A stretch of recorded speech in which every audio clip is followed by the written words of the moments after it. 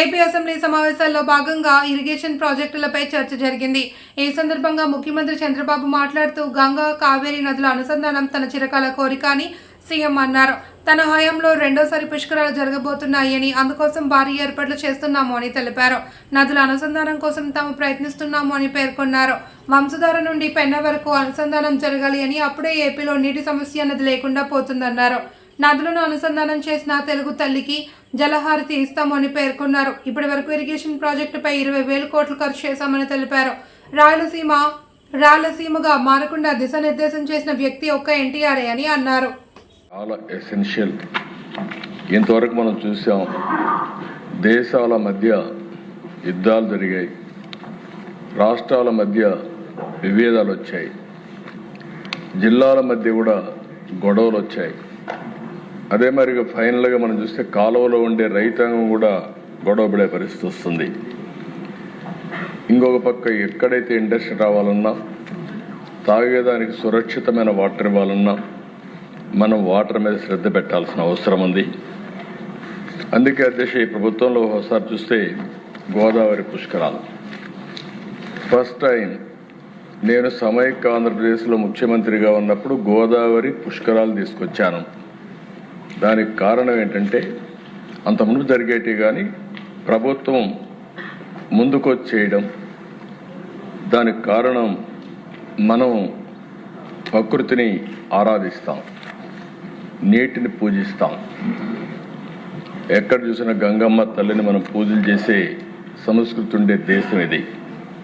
అందుకే నేను ఆ రోజు దేశం ఒకసారి అదృష్టం కూడా 2 పుష్కరాలు కండక్ట్ చేశాను.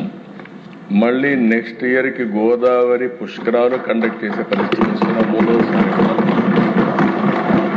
ఆ నెక్స్ట్ ఇయర్ చూస్తే కృష్ణా పుష్కరాలు, అది కూడా 3వసారి కృష్ణా పుష్కరాలు కూడా ఈ ప్రభుత్వ ఆధ్వర్యంలో నిర్వహించే పరిస్థితికి వస్తుంది. ఒక విధంగా ఆలోచిస్తే ఇది ఒక అదృష్టం కూడా అని చెప్పి మీకు తెలియజేస్తున్నా. అయితే అధ్యక్ష, ఇది అనునిత్యం జరగాలనే ఉద్దేశంతో మీరు ఒకసారి చూస్తే గోదావరికి అఖండ హారతి ఇచ్చాం. 365 రోజులు చేయాలనేది నా ఉద్దేశం. కృష్ణాకి పవిత్ర హారతి ఇచ్చాం. ఈ విధంగా నదుల్ని మనం పూజించితే తద్వారా ఒక బాధ్యత పెరుగుతుంది. అదే మరిగా వాటర్ సెక్యూరిటీ ఆటోమేటిక్గా వస్తున్న ఉద్దేశంతో మనం పెట్టుకున్నాం. ఈరోజు దిశ ఈ ప్రభుత్వం చాలా స్పష్టంగా ఉన్నాం. నదుల అనుసంధానం చేసి, ఎందుకంటే మనం లోయర్ రైపేరియన్ స్టేట్, ఇప్పుడే మంత్రి గారు చెప్పారు, గోదావరి 40 సంవత్సరాలు ఆవరేజ్ నీళ్లు తీసుకుంటే 3,000 టీఎంసీ సముద్రం లేకపోయినాయి. అదే మరి కృష్ణ పైన ప్రాజెక్టులు కట్టారు, ఎప్పుడన్నా వరద వస్తే మనకు వస్తుంది. అలాంటి సందర్భాలు కూడా మనం ఫేస్ చేస్తున్నాం.